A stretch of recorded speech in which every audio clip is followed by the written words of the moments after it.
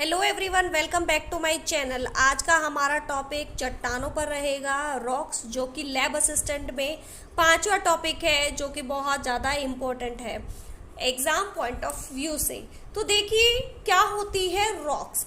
तो दो या दो से अधिक खनिजों के सुसंगत, समेकित और संगठित स्वरूप को चट्टान कहा जाता है। और चट्टानों का निर्माण की प्रक्रिया के आधार पर जो चट्टान है, चट्टान को तीन प्रकार में विभक्त किया जाता है। पहला आता है आगन्य चट्टानें, दूसरा आता है अवसादी चट्टानें और तीसरा जो आता है वो आता है कायांतरिक चट्टानें। तो चलिए देखते हैं आगन्य चट्टानें कौन सी होती है। ये जो चट्टानें हैं मैग्मा व लावा के जमाव से निर्मित चट्टानें होती है। देखिए जब ज्वालामुखी विस्फोट होता है तब जो है लावा बाहर निकलता है और ये लावा जब हमारे धरातल पर फैल जाता है, इससे आगन्य चट्टानों का निर्माण होता है। और ये जो आगन्य चट्टानें हैं ये प्राथमिक चट्टानें कहलाती है और इनमें जो है जीवाश्म नहीं पाए जाते हैं।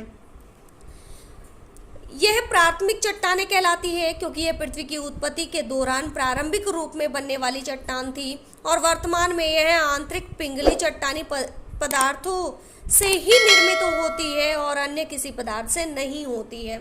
और यहाँ पे जो है जीवाश्म नहीं पाए जाते, तो आगन्य चट्टानों में जीवाश्म नहीं पाए जाते हैं। और इन चट्टानों को कई आधारों पर जो है विभक्त किया जाता है।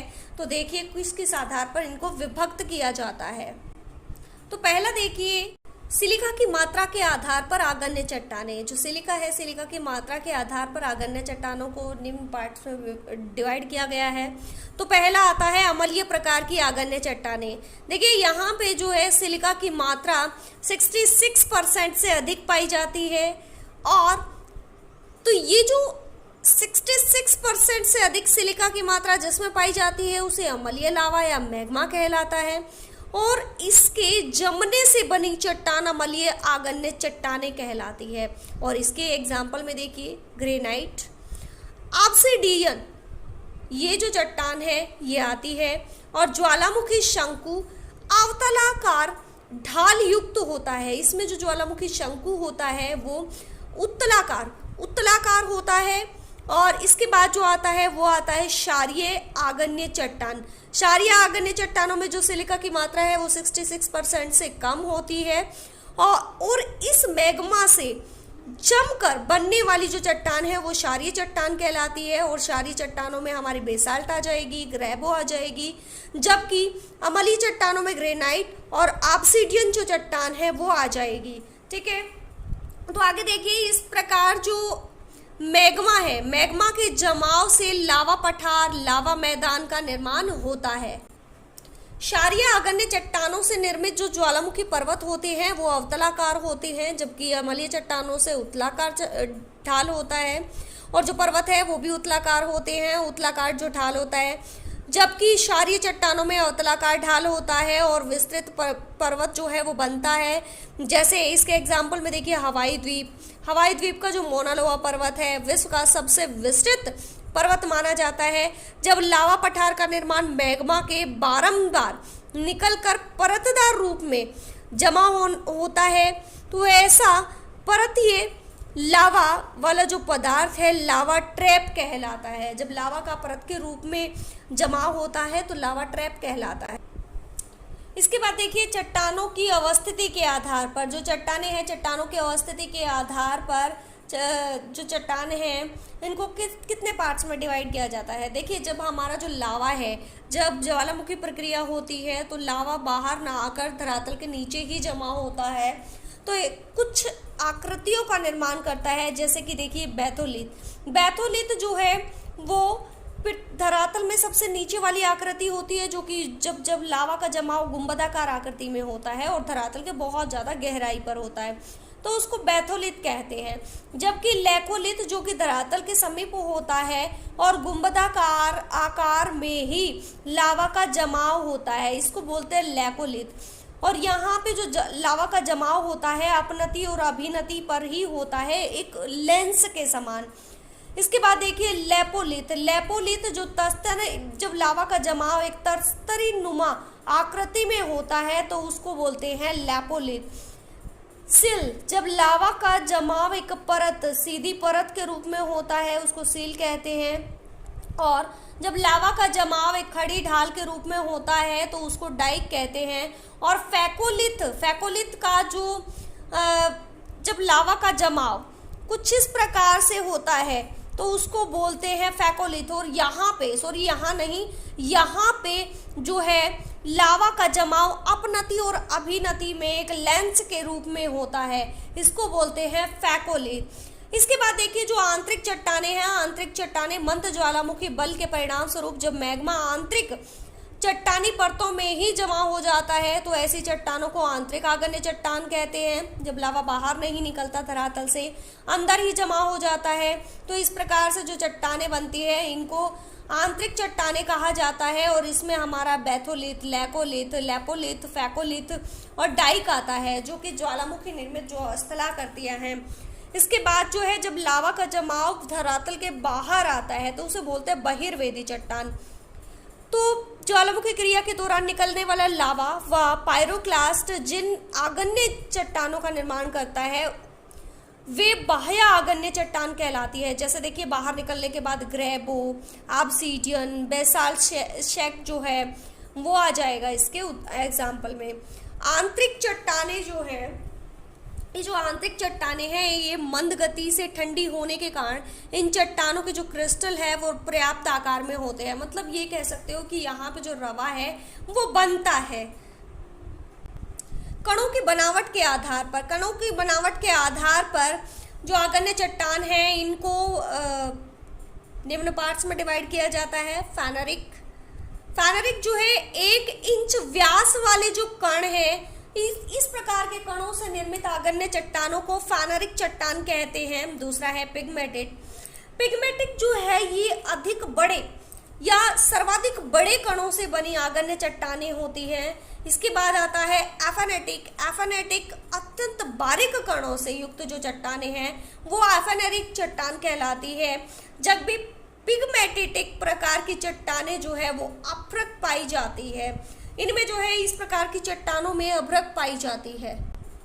दूसरी प्रकार की जो हमारी चट्टान आती है वो आती है अवसादी चट्टान। अवसादी चट्टान जब आगन्य चट्टान है, आगन्य चट्टानों में अपर्दन अपक्ष की प्रक्रिया होती है, उसके दौरान जो है अवसादी चट्टानों का निर्माण होता है। और जब ऊंचे उठे भूभाग से समीप के बेसिन में दीर्घ काल तक अवसादों का जमाव निक्षेप के रूप में होता रहता है, तो इस प्रकार से लिथिफैक्शन या सिलीकरण के माध्यम से परतदार चट्टान बनती है।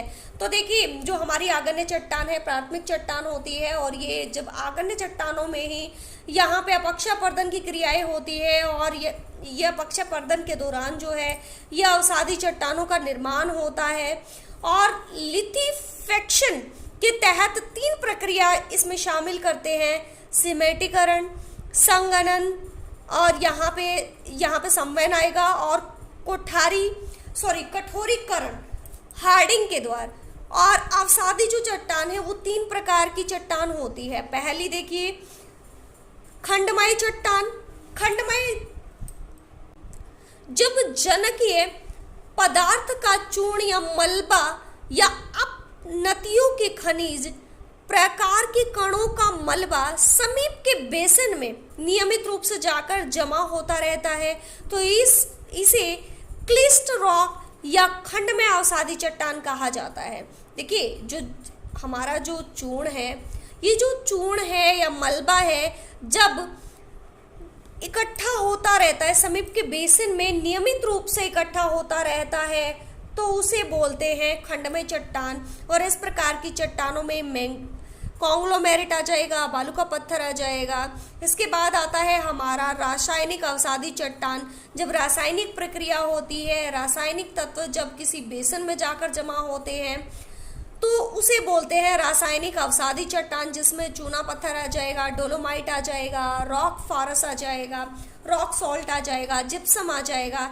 इसके बाद जो तीसरी जो हमारी चट्टान आती है वो आती है जैव अवसाद की। और जैव अवसाद में क्या होता है, जब पादपों या जीवों के अवशेष चट्टानी उथल पुथल या सागरीय तली में कठोरीकरण के माध्यम से चट्टान बनाते हैं, तो ये जो चट्टानें हैं ये जैव अवसादी चट्टानें कहलाती हैं। जैव अवसादी चट्टानों के उदाहरण में पहला हमारा आएगा कोयला, दूसरा आएगा कोरल रीफ जो हमारी प्रवाल भित्ति है वो भी इसी के एग्जाम्पल में आती है। और सबसे बड़ी बात देखिए, जो अवसादी चट्टानें हैं, अवसादी चट्टानों में जीवाश्म पाए जाते हैं और ये जो चट्टानें हैं ये बहुत ज़्यादा उपजाऊ होती है। तीसरी जो हमारी चट्टान आती है वो आती है कायांत्रिक चट्टान। जब देखिए जो आगन्य चट्टान है और अवसादी चट्टान है इनमें ताप और दाब की जो प्रक्रिया होती है उसके कारण जो चट्टानें हैं वो अपना स्वरूप परिवर्तित कर देती हैं, तो इसी को बोलते हैं कायांत्रिक चट्टान। तो देखिए आगन्य चट्टान या अवसादी चट्टान या कायांत्रिक चट्टान के संरचनात्मक रूप में जब ताप, दाब या अपार्श्विकता के प्रभाव से परिवर्तन हो जाता है तो इसे एक नई चट्टान का जो है वो विकास होता है जिसको कायांत्रिक चट्टान कहते हैं। अवसादी चट्टानों के कायांत्रिक रूप में जीवाश्म पाए जाते हैं, अन्यथा इसमें जीवाश्म नहीं पाए जाते।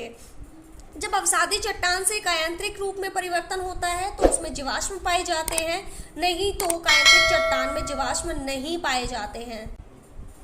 कायांत्रिक चट्टानों के कुछ एग्जाम्पल देखिए। सबसे पहले आता है लाइमस्टोन। लाइमस्टोन जो है वो संगमरमर में परिवर्तित होता है और बालू का पत्थर क्वार्टजाइट में परिवर्तित हो जाता है। कॉन्ग्लोमेरेट क्वार्टजाइट में परिवर्तित हो जाता है। बिटुमेन्स ग्रेफाइट व हीरा में परिवर्तित हो जाता है। ग्रेनाइट जो है वो सिस्ट में परिवर्तित होता है। शेल सलेट में, और सलेट के बाद ये पायोराइट में, और पायोराइट जो है वो सिस्ट में परिवर्तित हो जाता है। तो ये थे कुछ कायांत्रिक चट्टान के एग्जाम्पल। तो ये था हमारा आपके लैब असिस्टेंट का 5वां टॉपिक जो कि चट्टानें हैं या रॉक्स है। तो 3 प्रकार की रॉक्स हमने अपनी क्लास में पढ़ी है और जो कि आपके एग्जाम में यहाँ से क्वेश्चन पूछा जाएगा। तो बहुत अच्छे से आपको इस वीडियो को देखना है और याद रखना है और कॉन्सेप्ट को अच्छे से समझना है ताकि आप सारे क्वेश्चन यहाँ से आने वाले अटेम्प्ट कर पाओ और कोई गलती ना करो। तो इसके लिए आपको वीडियो को अच्छे से देखना है। अगर वीडियो अच्छा लगता है तो लाइक कर दीजिएगा, शेयर कर दीजिएगा और चैनल को सब्सक्राइब कर लीजिएगा। धन्यवाद।